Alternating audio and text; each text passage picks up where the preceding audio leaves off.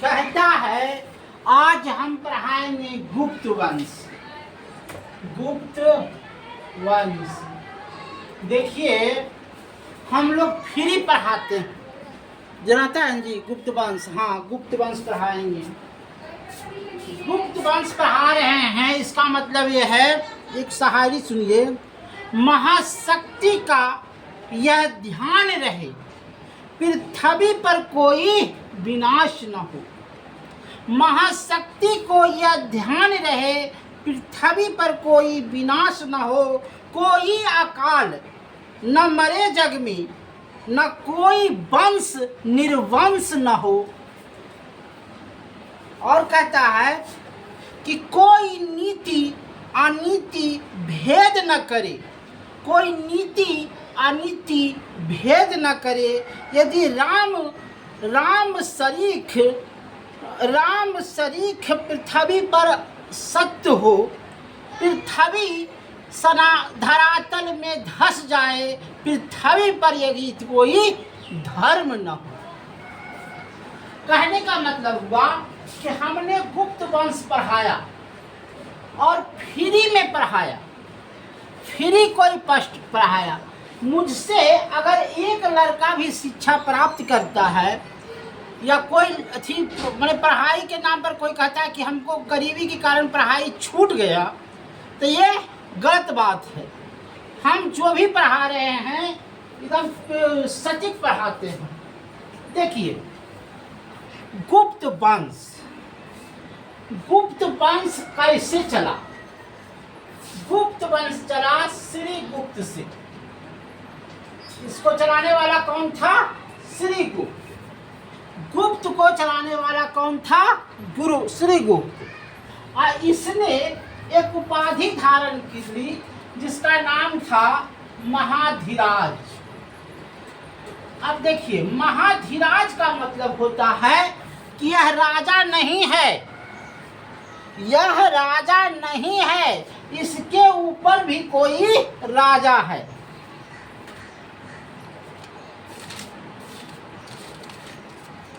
यह राजा नहीं है, इसके ऊपर भी राजा है और इसका नाम है कुषाण। इसका ऊपर कौन राजा है? तो कुषाण वंश। कुषाण वंश का राज चला था, लेकिन कुषाण वंश टूट करके के श्री गुप्त वंश चलाया और श्री गुप्त वंश से महाधीराज वंश चलाया।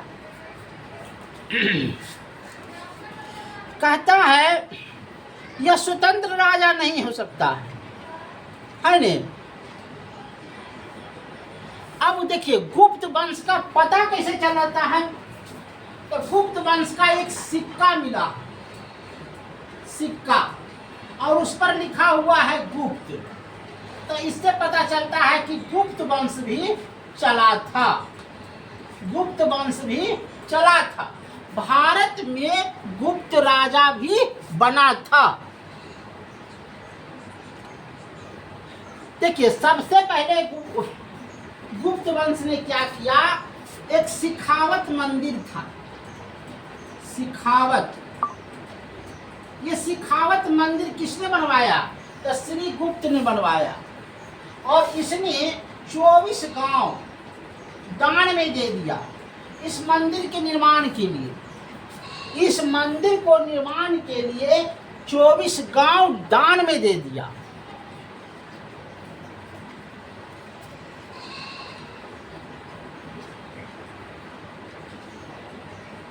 इसकी वर्णन कहाँ मिलता है? तो चीनी के यात्री इत सिंह ने कहा था। एक चीन का यात्री था, उसका नाम था इत सिंह। इत सिंह ने कहा कि सुखावत जो है एक मंदिर बनवाया श्री गुप्त ने और 24 गांव दे दिया। अब श्री गुप्त का बेटा था घटोत्कच। घटोत्कच, तो घटोत्कच से श्री गुप्त का वंश पता चलता है। माने घटोत्कच से पता चलता है कि श्री गुप्त का ये वंश था। लेकिन अभी भी वास्तविक संस्थापक कौन था इससे पता नहीं चल रहा है। वास्तविक संस्थापक कौन था? तो आइए मेरे साथ आइए और श्रीगुप्त का मजा लीजिए। ने कहता है कि थोड़ा सा इंतजार का मजा लीजिए। देखिए, श्रीगुप्त का वास्तविक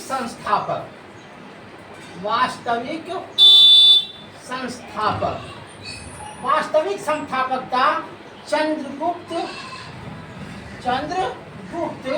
प्रथम। वास्तविक संस्थापक था चंद्रगुप्त प्रथम।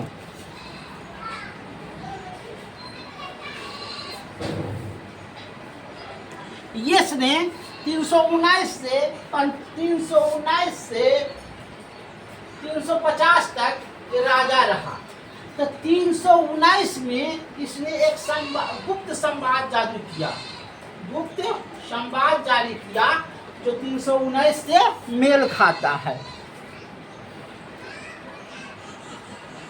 और इसने महाधिराज की उपाधि धारण की। महाधिराज, जैसे महाधिराज हो गया तो इसके आगे कोई राजा नहीं, उसने महाराज की उपाधि धारण की।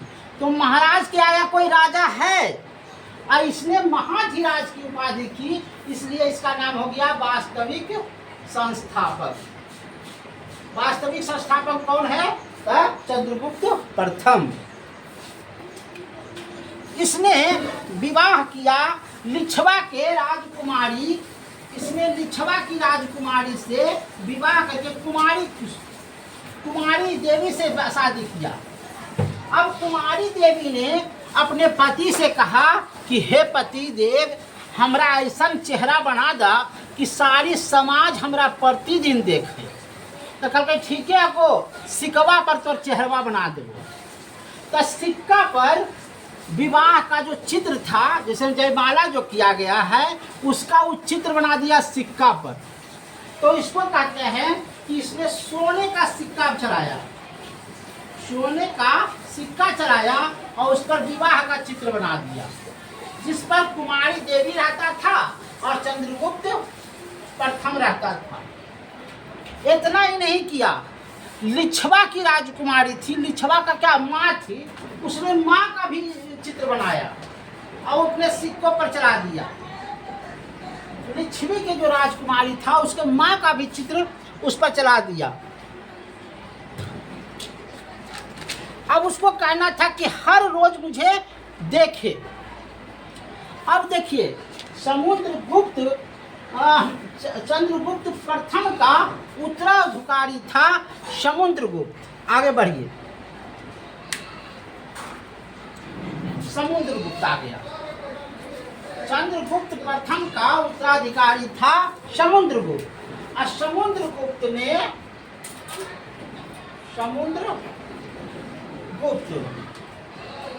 इसने उत्तर में 12 राज्यों को हराया और दक्षिण में 9 राज्यों को हराया, और इसीलिए इसका नाम पड़ गया नेपोलियन। पूछेगा कि समुद्रगुप्त का दूसरा नाम क्या था? तो लेपोनियन। लेपोनियन किसने इसको कहा?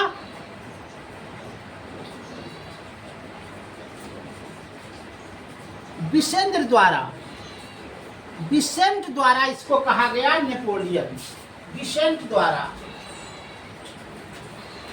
अब ये कहाँ चुप रहता भाई? चंद्रगुप्त प्रथम जब सिक्का पर अपना विवाह का चित्र छापा, मैडम का चित्र छापा, सास का चित्र छापा, तो कल के हम मुँह छाप गए। तो इसने क्या किया? बीना बजाते हुए चित्र छापा, सिक्का पर बीना बजाते हुए चित्र छापा। तो बीना बजाने से क्या चलता है कि वह संगीत प्रेमी था, वह डांसर देखता था, बाईजी का नाच देखता था। अब क्या पता चलता था? तो इससे पता चलता था कि वह संगीत का प्रेमी था, संगीत का प्रेमी था, बाईजी के नाच देखता था। उसने धनुधारी सिक्का बनाया, मयूर का, मयूर होता है ना, सोने का सिंहासन होता था मयूर, उसने मयूर पर सिक्का बना दिया। उसने व्यग्रहसन पर बीना बजाते हुए अश्वमेध यज्ञ किया था, अश्वमेध यज्ञ किया था, तो उसने उस अश्वमेध यज्ञ का चित्र बनाया और उस पर भी सिक्का चला दिया।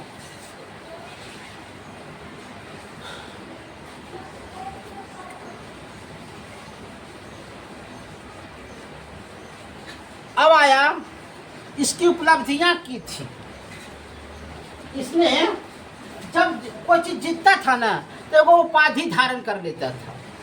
बताते हैं, कोई चीज जीतल को तो वो उपाधि, अश्वमेध की उपाधि इसने धारण किया कि हमरा का अश्वमेध के जाता कविराज, हमरा कुल कहिए कविराज, तो कुल कविराज कहता था। हमरा कहिए अश्वमेध, कुछ बोलता है अश्वमेध विजेता, अश्वमेध विजेता।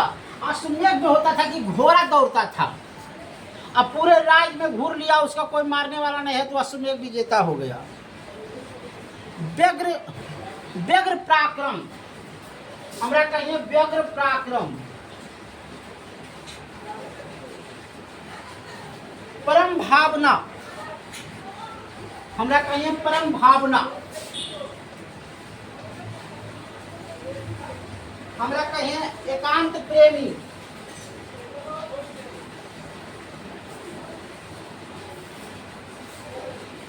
वसुबंध एगो संरक्षण उसको दिया था, संरक्षण दिया था।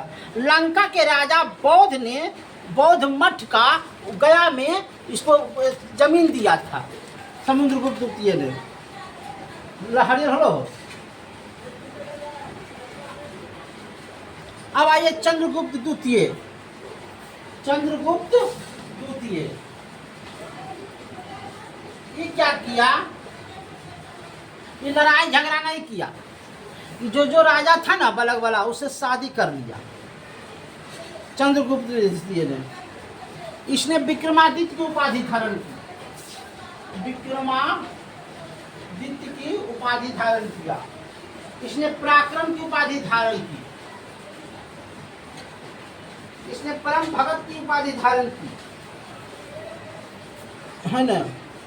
कहता है कि कुतुब मीनार के आगे एगो महारौली है, लोहा स्तंभ है, ओकरा में चंद्र लिखल है, तो यही लिखल के हम।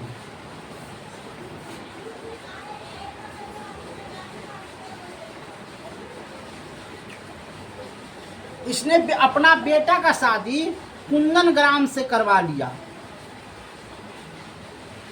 और चंद्रगुप्त द्वितीय ने पाटलिपुत्रा को राजधानी बनाया। याद रखिएगा, चंद्रगुप्त द्वितीय ने पाटलिपुत्रा को राजधानी बनाया और निछवा को राजधानी बनाया, दोनों को इसने राजधानी बनाया।